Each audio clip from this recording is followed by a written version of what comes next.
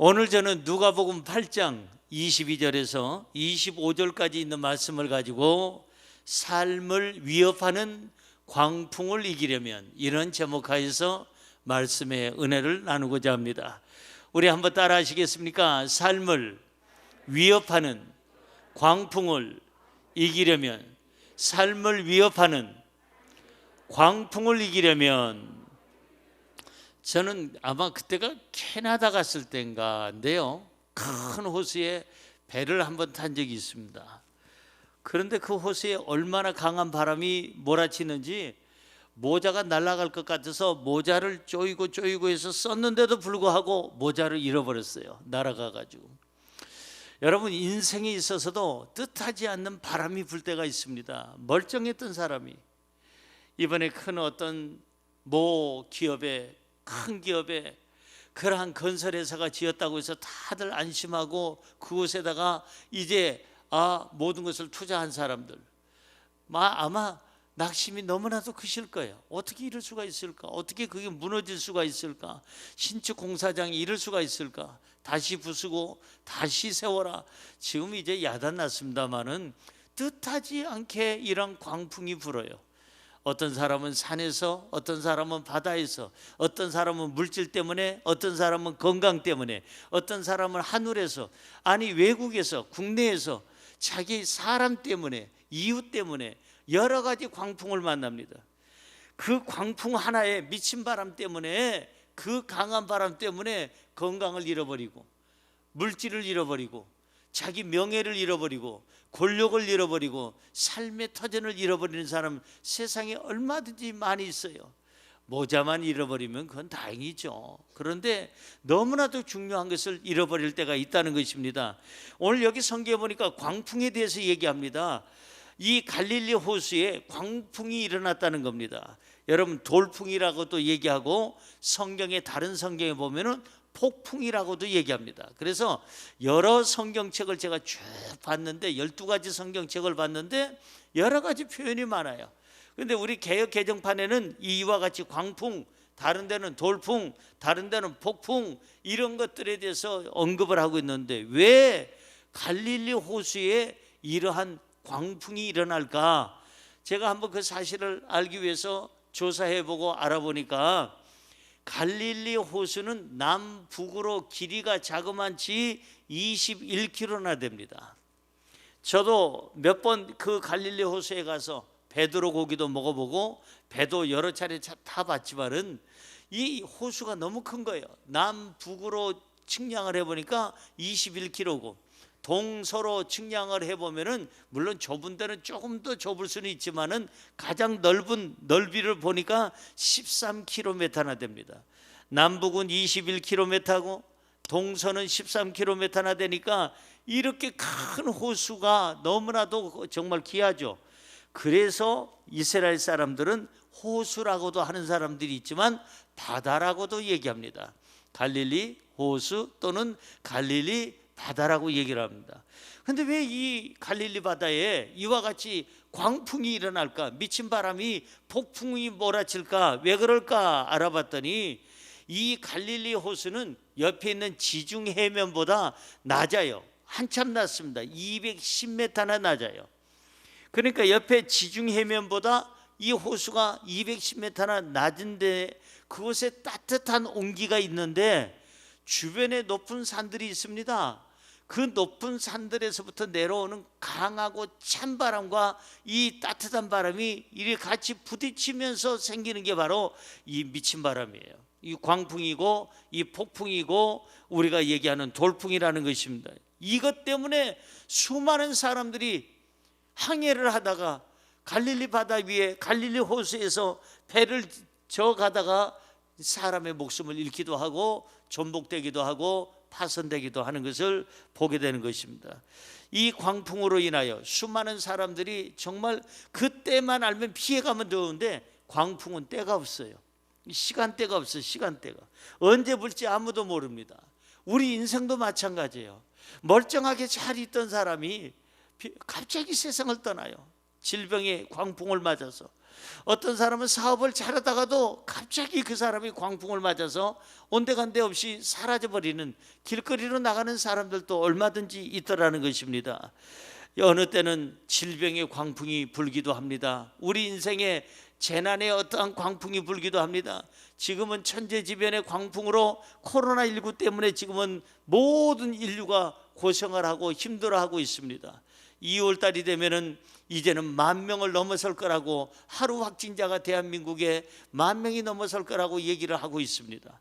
여러분, 삶을 위협하는 이 광풍이 물질적으로, 아니면은 어떤 건강적으로, 아니면 사람으로 인해서, 아니면 환경에 어떤 문제로 인해서 광풍이 몰아칠 때 우리를 위협하는 이 광풍을 어떻게 해야 이겨낼 수가 있을까? 이것이 문제인데, 오늘 성경을 통해서 3가지 것의 승리의 비결을 우리 같이 생각해 보고자 합니다. 첫째로, 예수님과 함께 해야 광풍을 이길 수가 있습니다. 시작. 예수님과 함께 해야 광풍을 이길 수가 있습니다. 누구와 함께 해야? 옆집 아저씨하고, 한국은행장하고, 변호사하고, 아니면은 판사하고, 아니면은 돈 있는 재벌가하고 같이 있어야 광풍을 이기는 게 아니라 천지 만물을 지으신 우리 예수님과 함께 해야, 하나님의 아들과 함께 해야 이 광풍을 이길 수가 있다는 것입니다. 광풍은 뜻하지 않은 때에 몰아쳐 옵니다. 여러분, 미국의 플로리다를 보십시오. 얼마나 아름답습니까? 저도 그곳에 집회하다가 들린 적이 있습니다. 얼마나 아름다운지. 그 당시에는 저는 나중에 내가 이제 나이가 먹어서 할아버지가 돼서 은퇴를 할 때는 여기 와서 살아야 되겠다, 플로리다가 지상천국이다, 이렇게 생각했는데 지금 생각이 바뀌었어요. 나는 한국에서 살리라.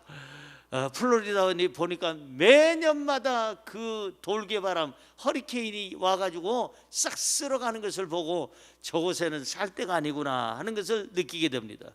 여러분, 이와 같이 이 많은 광풍이 불어요. 뜻하지 않게 갑자기 몰아쳐서 갑자기 삶을 위협을 합니다. 이 광풍 때문에 수많은 사람들이 죽어나가기도 하고 두 손 들고 이제는 항복하기도 하는 것입니다. 광풍이 왔을 때 인간은 제일 먼저 오는 게 뭐냐? 한계라는 것을 느끼게 됩니다. 뭘 느끼게 돼요? 한계. 여기까지구나. 나는 내 인생이 여기까지구나. 이 광풍은 이겨낼 수가 없어. 도저히 이 질병을 이길 수가 없고, 이 가난을 이길 수가 없고, 이 부도 맞은 것을 이길 수가 없고, 이 사람을 이길 수가 없고, 이 분위기를 이길 수가 없어. 죽음밖에 없구나 하는 것을 한계에 부딪힐 때가 있다는 거예요. 대부분의 사람들은 한계에 부딪힙니다. 그때 한계에 부딪혔을 때 우리가 찾아야 될 분이 누구냐? 예수 그리스도인 줄로 믿습니다. 예수 그리스도를 찾으세요. 내 힘으로 하려고 하지 마세요. 광풍을 이겨내기에는 내 힘은 역부족입니다. 한계에 부딪혔어요. 여기까지입니다. 더 이상 나는 감당할 수가 없습니다. 그럴 때는 그 광풍을 다스릴 수 있는 분은 딱 한 분인데, 하나님을 찾아야 될 줄로 믿습니다. 예수님을 찾아야 될 줄로 믿습니다. 오늘 본문 말씀 22절로 가볼까요? 22절 우리 같이 읽습니다. 하루는 제자들과 함께 배에 오르사 그들에게 이르시되 호수 저편으로 건너가자 하심에 이에 떠나. 여기서 가장 중요한 게 뭐냐면은 제자들과 함께 어디에 올라갔다고요? 배에 오르사. 배에 함께 탔다는 이 자체가 굉장히 중요한 거예요. 여러분, 우리 인생의 배를 한번 확인해 보세요. 이 배에 혹시나 예수님이 계신지 안 계신지. 저는 여러분에게 묻겠습니다. 여러분의 인생의 배에 지금 예수님이 계십니까? 그렇게 자신할 수 있습니까? 정말 그렇습니까? 그런데 예수님이 계시면서 왜 아이고를 찾습니까? 여차하면 아이고 나는 가네 어딜 그렇게 가는지 맨날 아이고를 찾습니다. 예수님이 계시는데 왜 아이고를 찾아요? 왜 그렇게 단식하세요? 여기에 이 제자들이 탄 배 예수님께서 타셨다고 했는데, 우리 인생의 배도 한번 확인해 보자 이 말이에요. 예수님이 계신지. 내 인생의 배에 지금 주님께서 계시다면 안심해도 돼요. 그분만 계시면 광풍 아니라 태풍이 불어도 예수 그리스도께서 해결해 주실 줄로 믿습니다. 자, 그래서 혹시나 우리 인생의 비를 확인해 보니 예수님은 안 계시고 사람들만 가득하고, 또 예수님은 안 계시고 사람도 없고 자기 혼자만 노를 젓고 있다면 빨리 찾아야 됩니다. 누굴 찾아야 될까요? 예수님을 찾아야죠. 예수님을 찾아야 돼요. 주님을 정말 찾고 찾아서 주님의 도우심을 우리는 구해야 될 줄로 믿습니다. 예수님이 없는 인생의 배에는 무슨 광풍이 부느냐? 외로움의 광풍이 불어요. 갑자기 외로워지면요, 그 광풍을 이길 수가 없어요. 멀쩡하던 사람이 갑자기 외로워져. 너무 외로워. 남편이 있는데, 아내가 있는데, 부모가 있는데, 자식이 있는데도 외로워지는, 그건 못 말려요. 누구도 못 말려요. 그 외로움이 얼마나 처절하게 외로운지, 인생의 이 우주에는 아무도 가족도 있는데도 너무너무 외로운 거예요, 자기가. 제가 오사카에서 사역을 할 때 언젠가도 말씀드렸지만, 그 유학 온 그 청년이 하나 있었어요. 남자 청년인데 지금도 기억이 납니다. 지금으로부터 한 35년 됐을까요? 그 청년이 저에게 찾아와서 펑펑 눈물을 흘리면서, 남자가 눈물을 흘리면서, 목사님, 저 죽을 것 같아요. 막 그냥 숨이 안 쉬어져요. 가슴이 답답하고요. 갑자기요, 이러다가 죽을 것 같아요. 이 숨이 멈출 것 같아요. 목사님 살려주세요. 그래서 왜 그러냐? 근심이 있느냐? 왜 한국에서 부모님이 유학비를 안 대주느냐? 네가 살아가는데 힘드느냐? 여러 가지 물어봤는데 뭐라고 대답하는 거 아니? 그것도 아니에요. 한국에서 우리 부모님이 유학비도 대주고 제가 알바를 해서 그나마 생활은 넉넉히 하고 있어요. 근데 왜 그렇게 죽을 것 같으냐? 외로움 때문에요. 너무 외로워요. 친구를 좀 두지 그러냐? 우리 교회도 이렇게 젊은 사람들이 있으니까 친구를 하면 되지 않느냐? 와닿질 않고 친구가 위로가 되질 않아요. 친구가 없는 것도 아닌데 이렇게 외롭고 이렇게 쓸쓸하고 죽을 것 같아 숨이 안 쉬어져요. 그래서 그 젊은 청년을 붙잡고 같이 기도를 했어요. 그 젊은 청년을 붙잡은 저도 청년인데 같이 붙잡고 껴안고 울고 하면서 그냥 그 마음의 상처를 치료해달라고, 주님이 함께 계시다고, 임마누엘이 신앙을 가지라고, 사람은 다 내 부모는 나를 떠났으나 하나님은 나를 떠난지 아니하신다는 시편 기자의 그 고백까지 그냥 들려줘가면서 그냥 위로해주고 격려해줘서 이 청년이 그날 쓴뿌리가 사라지고 외로움이 사라지고 이 광풍을 이겨내게 된 줄로 믿습니다. 주님이 너와 함께 하신다. 당신과 함께 한다. 세상의 모든 사람이 우리를 떠난다 할지라도 주님은 날 떠나지 않아요. 온 세상 날 버려도 주 예수 안 버려. 온 세상이 다 너를 버린다 할지라도 주님은 너를 버리질 않으셔. 주님은 너와 함께 계신다. 왜 외로우냐? 주님이 계시지 않느냐? 그 청년은 그날 모든 눈물을 쏟고 쓴뿌리가 사라지고 외로움의 광풍이 사라지고 주님이 그 사람의 주인이 되신 줄로 믿습니다. 할렐루야. 예수님 없는 인생의 배에 갑자기 공허함이라는 광풍이 불어들면 감당할 길이 없어요. 권력도 있고 지식도 있고 재물도 있고 살만하고 떳떳하고 당당한데도 불구하고 갑자기 공허해지는 거예요. 내 인생이 뭐지 이거? 뭐 하려고 이렇게 내가 이렇게 살아왔지? 이렇게 바등바등 목숨을 걸고 싸워서 얻은 게 뭐야? 물질 이거 가지고 뭐 하게? 권력 이거 가지고 뭐 하게? 이게 나의 삶의 행복이 아닌데 어느 날 갑자기 사람이 공허라는 어떠한 광풍을 맞게 되면 감당할 수가 없어요. 혼자서는 못 감당합니다. 예수님 없는 인생의 배에 죽음에 대한 공포의 광풍이 불어오면은 이 사람 역시 감당할 수가 없습니다. 그 죽음을 이겨낼 수가 없어요. 왠지 갑자기 죽음의 그림자가 자기에게 달려오는 것 같고 그날 밤으로 죽을 것 같은 마음이 들더라는 겁니다. 그러면 이럴 때, 이러한 광풍이 불 때 우리가 찾아야 될 분이 누구냐? 아저씨도 아닙니다. 은행장도 아닙니다. 변호사도 아니고 판사도 아닙니다. 정치인도 아니고 그 다음에 재벌가도 아닙니다. 우리가 찾아야 될 분은 바로 예수 그리스도인 줄로 믿습니다.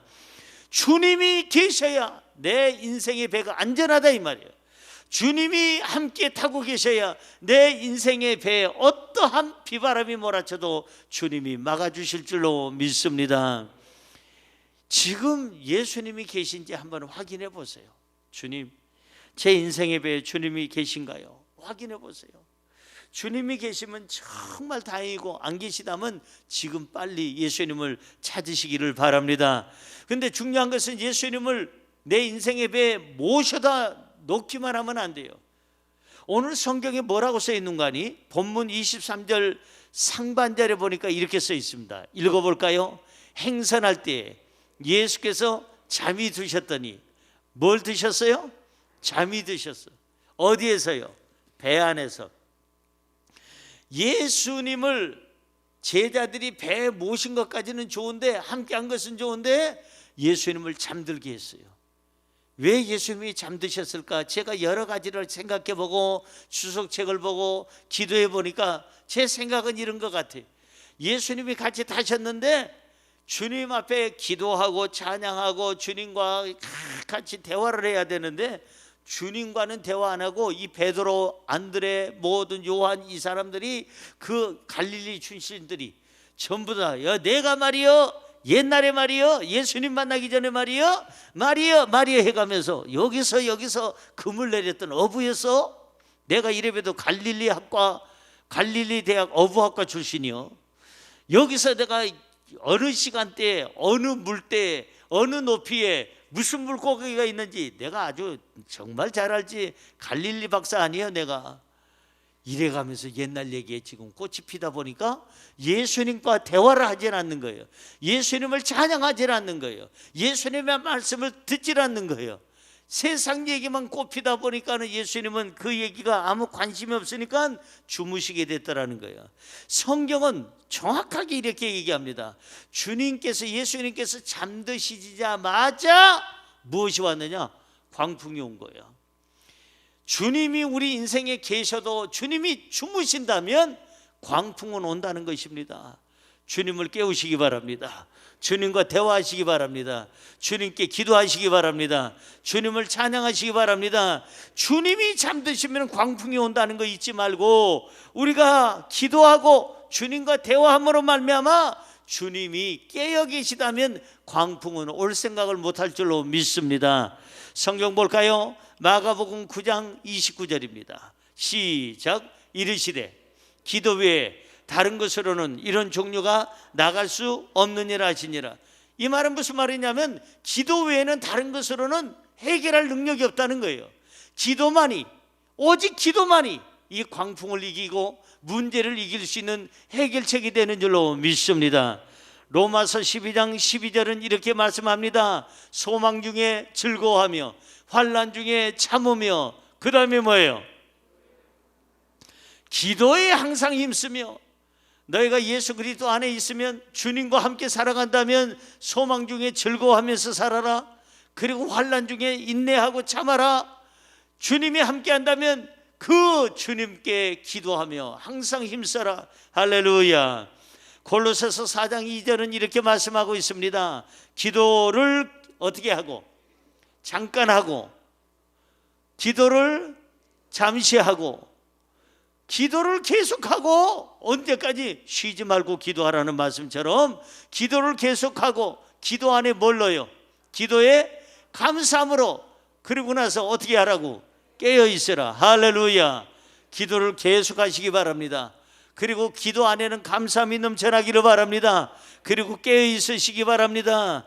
예수님을 우리 인생의 배에 모셔드리고, 그리고 예수님을 주무시지 않도록 늘 항상 대화를 하고 기도를 한다면은 광풍이 불어도 우리의 삶은, 우리의 배는 흔들리지 않을 것이고, 광풍은 사라질 것이고, 우리의 모든 삶은 평탄하게 항해를 하고 천국까지 안전하게 가게 될 줄로 믿습니다. 할렐루야. 두 번째로, 배 안에 들어온 물을 빼야 광풍을 이길 수가 있습니다. 시작. 배 안에 들어온 물을 빼야 광풍을 이길 수가 있습니다. 23절 볼까요? 행선할 때 예수께서 잠이 드셨더니 마침 광풍이 호수로 내리침에 배에 물이 가득하게 돼요. 어떻게 됐어요? 위태한지라 위험하다 이 말이에요. 그러니까 예수님이 그 배에 타신 것까지는 좋았는데 이 제자들이 예수님을 잠들게 하는 바람에 예수님이 잠이 드셨는데 마침 바로 그때 광풍이 호수로 내리쳤습니다. 광풍이 호수로 내리치자 배에 뭐가 들어왔어요? 물이 막 들어오기 시작합니다. 그리고 가득하게 됩니다. 물이 배에 차게 되면 어떻게 될까요?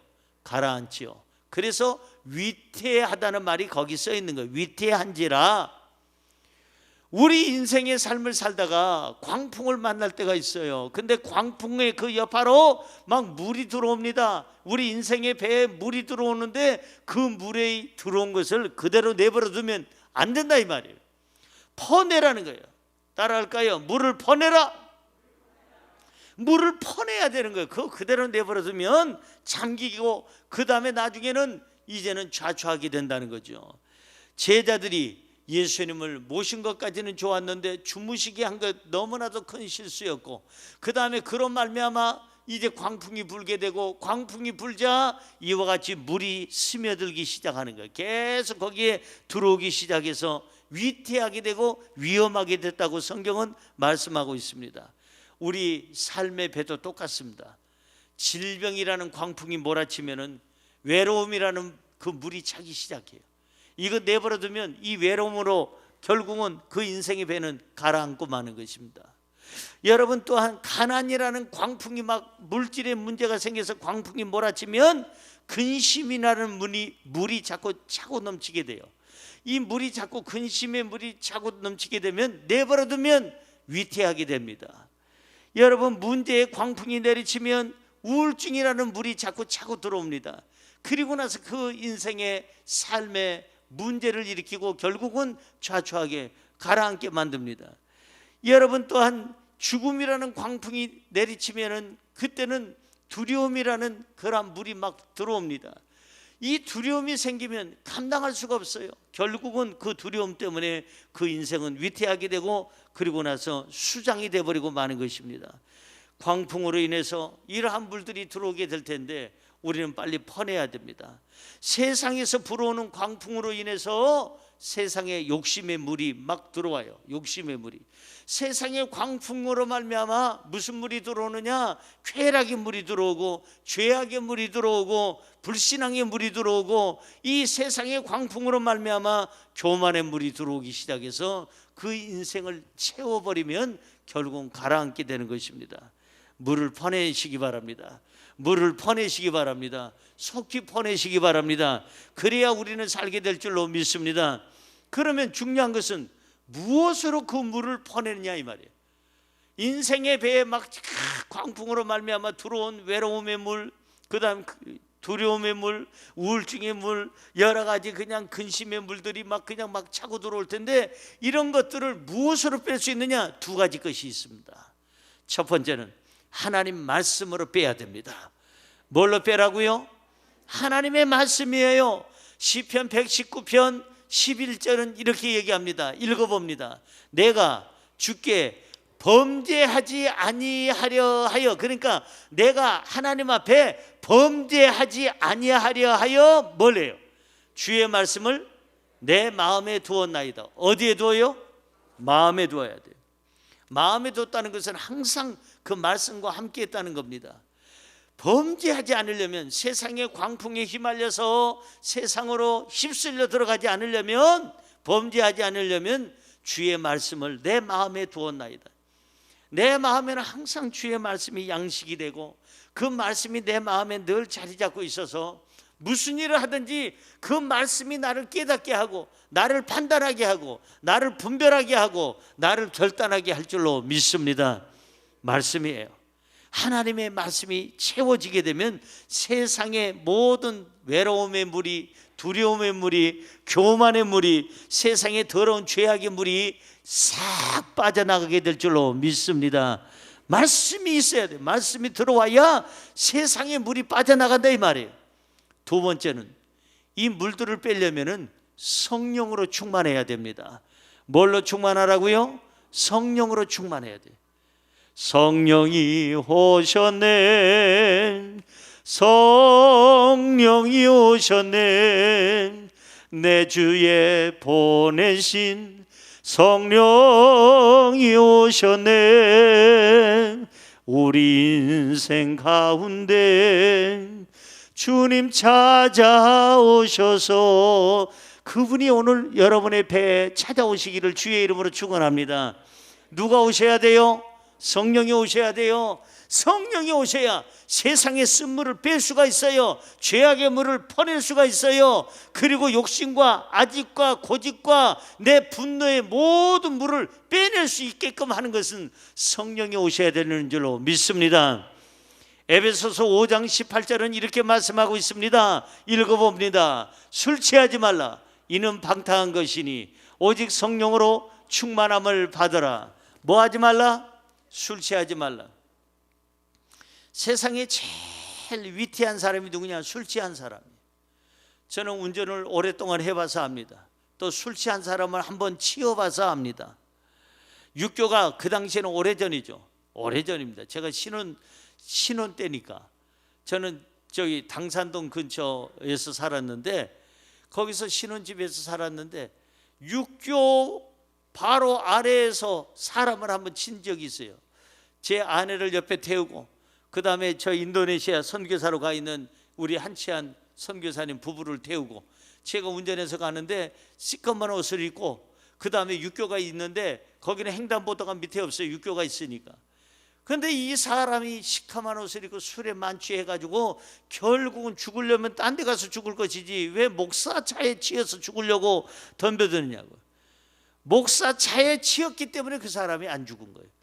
순식간 보니까 뭐 시커먼 게 보여서, 이거는 육교가 있으니까 사람이 지나갈 길이 아니에요. 밑에는 차도니까 인도가 없어요. 횡단보도가 없어요. 육교가 있으니까. 비 오는 날 밤에 갑자기 그 사람, 지금도 아찔합니다. 그래서 순식간에 제 운동신경이 발동한 게 아니에요. 하나님께서 제 핸들을 틀어주셨다고 보지 제 운동신경 절대 그렇게 빠르지 않습니다. 핸들을 나도 모르게 확 틀었는데 정면으로 박힐 줄 알았는데, 이 사람이 순식간에 제가 핸들을 트는 바람에 제 백밀러에다가 부딪혀가지고 피가 나서 쓰러졌어요. 그 사람을 업고, 그리고 나서 바로 길 건너에 병원이 보이길래, 조그만한 의원이 보이길래 그곳에 덜쳐엎고 그냥 뛰어서 슉 하고 뛰었습니다. 가만히 보니까 피가 막 계속 흐릅니다. 그리고 그 사람을 거기다 뉘어놓고 살려달라고 내가 아우성을 쳤습니다. 어떻게 되느냐고 그래서 그냥 그건 묻지 말고 일단은 살려달라고 경찰에 신고해달라고 해서 신고도 하고 경찰에 와서 다 조사해 보더니 가라는 거예요, 저한테 그냥. 그래서 왜 그냥 가라고 그러냐 그랬더니, 이 사람은 만취 상태고 육교 밑에서 일어난 일이고, 그 다음에 당신은 제 속도에서 제대로 가고 있었고 이 사람이 뛰어든 거니까 이 사람에게 문제가 있는 거고 당신에게는 문제가 없어. 그리고 보니까 다행스럽게도 이 피만 좀 많이 흘렸지 이 사람 생명에도 지장이 없고 회복이 금방 될 것 같다고 그냥 가시라고 연락처만 남겨놓고. 그래서 제가 한번 그런 일이 내 생에 처음으로 있어 봤어요. 나는 술 취한 사람, 인간으로 보이지도 않습니다. 죽으려면 지 혼자 죽을 것이지 왜 멀쩡한 젊은 목사, 그것도 신혼부부인데 죽이려고 그러냐 이 말이에요. 죽을 뻔했네 진짜 그날. 요즘에도 저는요 무섭습니다. 저녁에 운전하다 보면요 행길에 까만 오리털 잠바 까만 거 위아래 까만 게 뭐 하나가 이렇게 이러고 다닙니다. 난 그 사람 보면 누가 불쌍하냐면 그 부인이 불쌍하고 그 자식들이 불쌍해요. 집에서는 저 남편, 저 아버지 기다리고 있는 가족들이 있을 텐데, 저러다가 누구 하나가 치워버리면 저 사람 그날로 갈 텐데 어떻게 하면 좋으냐. 여러분 저녁에는 웬만하면요 밝은 옷이 좋답니다. 비 오는 날 특별히.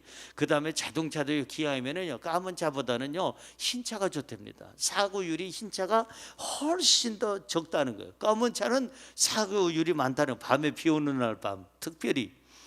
제가 이제 제 인생에 그런 경험이 있었는데, 어쨌든 간에 술 취하지 말라. 술 취하면 수많은 사람 죽여. 음주운전 여러분 절대 그건 더 강해야 돼요. 그냥 더 강해야 됩니다. 그래서 음주를 하게 되면 운전대를 잡지 말아야 돼. 대리운전을 반드시 시키든지 해야죠. 술 취하게 되면 어떻게 되느냐? 방탕하게 된다 이 말이에요. 예? 방탕하게 되면 어떻게 되느냐? 지옥 가죠. 죄 짓고 가정이 파괴되고, 방탕하게 되면 사람들에게 아픔이 되고 하나님께 아픔이 될 거 아닙니까? 그래서 너희는 오직 성령으로 충만하라. 할렐루야. 성령으로 충만하시기 바랍니다. 세상의 술은 세상의 인생에 어떠한 모든 죄악된 것을 의미하고 있습니다.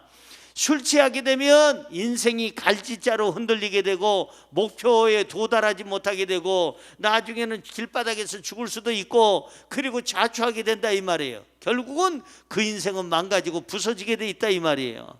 성령으로 충만하면 세상의 술을 끊게 됩니다. 성령으로 충만하게 되면 세상의 죄를 끊게 됩니다. 성령으로 충만하면 탐욕과 욕심을 퍼내게 되는 것입니다. 성령으로 충만하면 불신앙을 빼게 되는 것입니다. 성령으로 충만하게 되면 자만과 아집을 모든 것을 정리하게 될 줄로 믿습니다.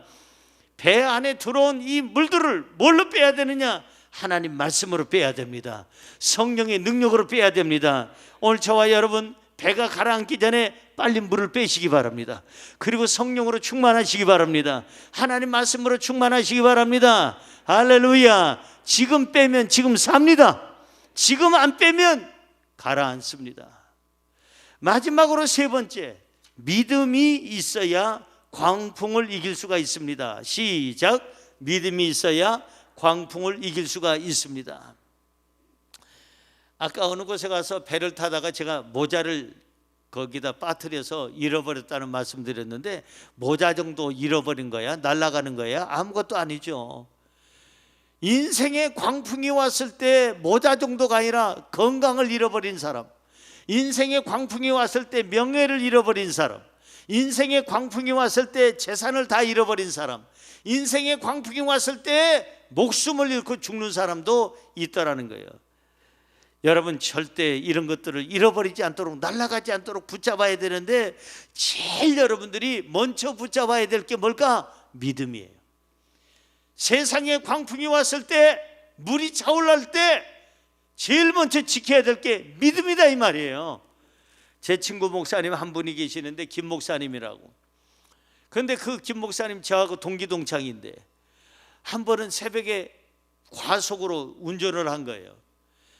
그래서 140, 150으로 막 밟은 모양이에요. 새벽이니까 고속도로에서 한참 가다가 갑자기 뭐 까만 게 보여서, 그게 그 트럭이 요즘에 잘 안 보이잖아요. 뒤에 번호판도 안 보이고 불빛도 잘 안 보이게 또는 다 그냥 흙으로 가득 채워진 그러한 더럽혀진 트럭들이 있잖아요. 갑자기 그걸 보고 그냥 그 브레이크를 밟았는데 이게 휙 돌더니 건너편 차선을 반대 방향으로 돌아가지고 뒤집혔어요. 감사하게도 그 고속도로에 세상에 그 시간에 왜 그 찰나에 아무 차가 안 오느냐 이 말이에요. 하나님이 살려주신 거예요. 뒤집혀진 그곳에 창문을 깨고 나오면서 제일 먼저 이 목사님이, 역시 목사님이다, 내 친구 목사님이라 다르구나, 너 역시 동기동창 아주 성령 충만하구나. 뭘 챙겨 나온 줄 아세요? 성경책을 챙겨 나온 거예요. 제일 먼저. 난 그래서 박수를 쳐줬어요. 훌륭하다고. 그러나 앞으로는 160 이렇게 밟으면 안 된다고. 절대 그거는 자신만 아니라 다른 사람도 죽이는 거니까 절대 그러지 말라고. 그런데 이분이 밟을래도 이제 안 밟아진대요. 너무 놀래가지고 그날 완전히 죽다 살았기 때문에. 그래서 이제는 오히려 뒤에서 빵빵거린대. 빨리 가라고. 야, 왜 그렇게 못 가냐, 이 군뱅아, 그러면서 지나가면서 한마디씩 한대. 근데 요즘 만나서 얘기해 보니까 다시 140으로 올라갔어요. 사람의 생각은 다 그런가 봐요. 여러분 절대로 여러분의 삶 속에 가장 중요한 게 뭐냐 하면 믿음이에요. 믿음이 안 날아가도록. 광풍이 왔을 때 믿음만큼은 지키세요. 오직 믿음, 오직 믿음. 능치 못하면 없겠네. 오직 믿음. 그 믿음을 지켜야 그 믿음이 나를 지켜줄 줄로 믿습니다. 할렐루야. 하나님은 무엇을 우리 가장 소중하게 여기시느냐? 학벌이 아니에요. 인물도 아니에요. 여러분들의 재물 보는 것도 아니에요.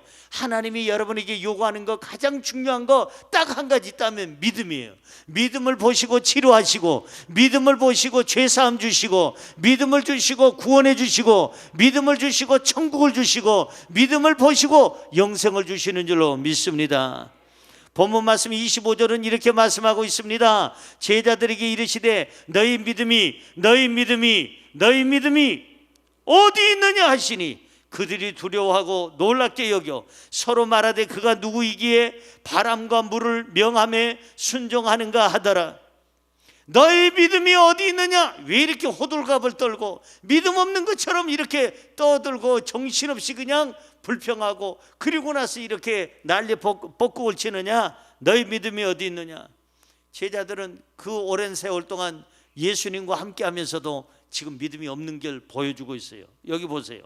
그들이 두려워하고 놀랍게 여겨 서로 말하되 그가 누구이기에 바람과 물을 명함에 순종하는가 하더라. 아니, 지금까지 예수님은 많은 메시지를 주셨고 하나님의 아들이라는 것을 말씀하셨고, 또 특별히 제자들 앞에서 수많은 기적과 이적을, 표적을 보여주셨는데, 이 제자들이 하는 이 말 좀 보십시오. 아, 이 사람이 누구이기에 바람과 물을 명함에 순종하는가? 아니, 많은 기적을 체험하고도 지금 이따위 얘기를 한다 이 말이에요. 믿음이 없는 거예요. 예수님에 대한 믿음이 부족한 겁니다. 사랑하는 성도 여러분, 오늘 주님이 오셔서 여러분에게 말씀합니다. 너희 믿음이 어디 있느냐? 어디 있어요? 대답 못 하시는 거 보니까 냉장고에다, 냉동실에다가 그것도 올려놔가지고 믿음이 지금 답도 안 하네. 답도 안 해요. 며칠 전에 제가 휴대폰을 어디다 놨는데 항상 들고 다니다가 어느 곳에다 놨는지 잘 모르겠어요. 그래서 이제 찾으려고 하는데, 요즘에는 이 스마트폰하고 연결되어 있는 워치폰이 있잖아요. 그래서 연결을 해서 여기를 보면은 한 부분을 누르면은 자기 폰을 찾아주는 앱이 있어요. 그래서 그걸 눌렀어요. 누르면 거기서 어디서 지가 반응을 하겠지. 반응이 없는 거예요. 2번을 누르고 10번을 눌러도 반응이 없어요. 왠지 아십니까? 거리가 너무 머니까 반응이 없어. 여러분, 우리가 주님과 너무 멀어지면 반응이 없어요. 아무런 기적이 없어요. 아무런 은혜가 없어요. 감동이 오질 않아요. 말씀을 들어도 그 말씀 갖고 성경을 읽어도 하얀 건 백지고 까만 건 글자고 감동이 없어요. 왜? 무엇이 없으니까? 믿음이 없으니까. 너희 믿음이 어디 있느냐? 냉동실에 있나이다. 너희 믿음이 어디 있느냐? 안방 장롱에 있나이다. 너희 믿음이 어디 있느냐? 우리 사무실 서랍에 있나이다. 두고 다니지 말고 우리는 믿음을 늘 항상 가슴에 안고 사시기를 주님의 이름으로 축원합니다. 할렐루야. 오늘 이 제자들이 얼마나 믿음 없다는 것을 24절에 써 있어요. 24절에 이 사람들이 믿음이 진짜 없구나. 시작. 제자들이 나와 깨어 이르되 주여 주여 우리가 뭐 하겠나이다? 죽겠나이다 한데, 예수께서 잠을 깨사 바람과 물결을 꾸짖으시니 이에 그쳐서 어떻게 되더라? 잔잔하여지더라. 이 사람들이 제자 맞아요. 주여 주여 우리가 뭐 하겠나이다? 죽겠나이다. 아니, 제자가 뭐 이래? 긍정적인 말을 하지 않고 부정적인 말, 죽겠나이다. 누가 계신데 죽어요? 아니, 주님이 계신데 왜 죽느냐고. 주님이 계시는데, 자기 혼자가 아니잖아요. 주님이 계시잖아요. 창조주 하나님이 계시는데 왜 죽느냐 말이에요. 이게 믿음 없는 거예요. 여러분, 2살 3살짜리가 이제 말 배우기 시작한 애가 갑자기 아빠 엄마 나 무서워. 뭐가 무서운데? 어제 뉴스 봤어. 어제부터 휘발유값 10원 올랐대. 몇 주 만에 올랐대. 또 오를 거래. 어떻게? 휘발유값 오르면 이제는 우리 관리비 오를 거야. 관리비가 오른 게 문제가 아니고 빵값도 오르고 모든 자재값들이 오를 거야. 휘발유값이 오르면 모든 물가가 오를 거야. 나 무서워서 죽겠죠. 그러면 그 집에 기도 제목이 생긴 거예요. 괴물이 하나 나타난 거예요. 어린아이가 무슨 어린이가 그따위요. 어린아이는 누구만 있으면 오케이요. 아빠 엄마만 있으면 오케이. 만사 오케이. 휘발유가 10원이 올르든 100원이 올르든 1000원이 올르든 상관없어. 우리 아빠 있는데, 우리 엄마 있는데, 하나님 계시는데 왜 걱정하느냐 이 말이에요. 왜 하나님 없는 사람처럼 걱정을 하고 근심하느냐 이 말이에요. 하나님 있는 사람은 좀 담대하고 좀 달라야 될 거 아니에요. 옆에 하나님이 계시는데, 천지만물의 그 모든 것을 창조하신 우리의 좋으신 아버지가 계시는데, 예수님이 함께 계신데도 이 제자들은 염려하고, 예수님이 함께 계신데도 두려워하고 슬퍼하고 곡하고 탄식하고 죽을 것 같다고 부정적인 말, 이 비신앙적인 말을 이 내뱉는 것을 볼 수가 있어요. 이런 모습을 보고 주님은 그들에게 뭐라고 그랬어요? 너희 믿음이 어디 있느냐? 믿음이 없구나. 너희들은 나를 따라다닌 지 오래됐지만, 수많은 기적을 봤지만 너는 나를 아직도 누군지도 모르는구나. 너희들은 믿음이 없다. 여기에 답이 어디에 들어있느냐? 이 성경 구절을 읽고 마치려고 하는데, 마태복음 6장 31절에서 32절에 보면은 믿음 있는 사람과 믿음 없는 사람의 삶의 태도가 확실하게 다르다는 걸 볼 수가 있어요. 자, 읽어봅니다. 그러므로 염려하여 이르기를 무엇을 먹을까, 무엇을 마실까, 무엇을 입을까 하지 말라. 하라는 게 아니라 하지 말라. 이는 다 누가 하는 거다? 이는 다 이방인들이 구하는 것이다. 이방인이란 얘기는 하나님이 없는 사람, 하나님을 안 믿는 사람, 하나님이 없는 사람들이 무엇을 먹을까, 무엇을 마실까, 무엇을 입을까 염려하는 거야. 하나님 없는 사람, 이방인들이. 그러면 너희는 어떻게 해야 돼요? 너희 하늘 아버지께서 이 모든 것이 너희에게 있어야 할 줄을 아신다 모르신다? 아시느니라. 이방인들, 하나님 없는 사람들은 염려해도 돼. 염려할 만해. 염려하는 게 당연해. 근데 너희에게는 하나님이 계시지 않냐? 하나님이 다 주시는데 왜 아버지가 있으면 모든 게 만사오케인 저 어린아이들도 있는데 애들한테 가서 배워라. 하나님만 계시면 만사오케이. 주님만 계시면 내 인생에 아무 하자 없습니다. 주님만 계시면 나는 평안합니다. 주님만 계시면 나는 당당합니다. 주님만 계시면 모든 것이 합력하여 선을 이룰 줄로 믿습니다. 예수님은 오늘 우리에게 뭘 보시기를 원하느냐? 믿음을 확인하고 싶어요. 너희 믿음이 어디 있느냐? 지금 너희 믿음이 어디 있느냐? 진짜 지금 이때 믿음이 필요한 거 아니냐? 광풍이 일어날 때 믿음이 필요한 거 아니냐? 근데 어디다 두고 다녀? 물이 스며들 때, 배가 가라앉으려고 할 때 믿음이 필요한 거 아니냐? 왜 너희들 믿음이 이때 어디 있느냐? 주님께서 지금 말씀하시는 거예요. 사랑하는 성도 여러분, 광풍이 불어도 예수 그리스도를 믿는다면 우리는 담대해야 될 줄로 믿습니다. 질병이 있어도 예수님을 믿는다면 여러분 당당하시기 바랍니다. 고난이 있어도 예수님을 믿는다면 평안하시기를 바랍니다. 문제가 있어도 예수님을 믿는다면 여러분들의 삶 속에 희망으로 가득 차기를 바랍니다. 믿음을 하나님께 보이세요. 그러면 어떤 광풍도 어떤 물도 이겨내게 될 줄로 믿습니다. 오늘 세 가지 말씀드렸어요. 아주 중요한 메시지입니다. 저는 기도하면서 이 메시지를 준비를 매주마다 합니다.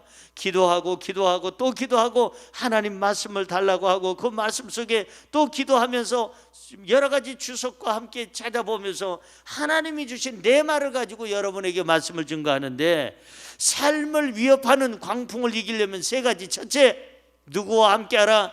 예수님과 함께하라. 둘째, 뭘 빼라? 인생의 배 안에 스며든 세상의 물을 전부 다 빼내라. 셋째, 뭘 하라? 믿음을 가지고 살아라. 할렐루야.